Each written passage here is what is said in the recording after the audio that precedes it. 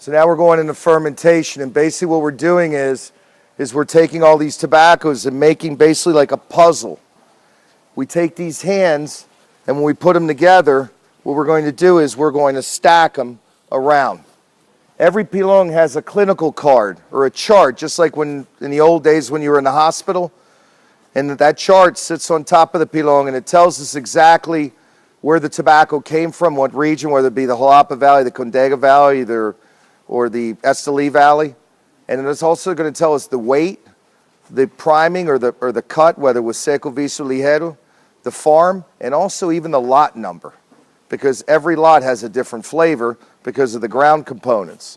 So once these are built in, it has a post that runs from the beginning all the way to the end. It's perforated. In the old days, my father would lift up and he'd say, "This is perfect, it's warm. Let's turn it." Well, now with good technology, we can actually shoot inside the Pilon, and it'll tell us the exact temperature that the Pilon has.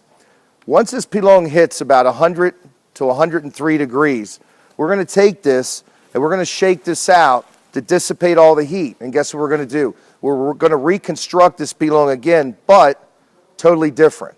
All the tobaccos from the bottom are going to go to the top. All the top tobaccos are going to go to the bottom. All the outside tobaccos are going to go to the inside. And all the inside tobaccos are going to go to the outside. So we have an equal distribution of pressure, so all those tobaccos ferment evenly. And with even fermentation, we're going to have even and glowing flavor in the tobaccos once this tobacco is done. After several months, these tobaccos are going to start losing their moisture again. And guess what we're going to do? We're going to re-wet them. And we're going to ferment them till we cannot build any more natural heat, which means if we can't get above 78 degrees Fahrenheit, the next thing we're going to do is we're going to take these tobaccos. And the secret of tobacco is your eyesight, the tips of your finger, and your nose. We're going to select this tobacco. We're going to look at it. We're going to smell it. If we got a tobacco core, a real solid tobacco core of smell, even cask of colors, and no tackiness, which means all the resins, sugars, and starches embedded into the cellular structure of the tobacco, that tells us that tobacco is completely fermented because we can't build any heat anymore. So depending on the classification of the tobacco, secos go through 11 wetting periods in its 2-year life cycle of fermentation.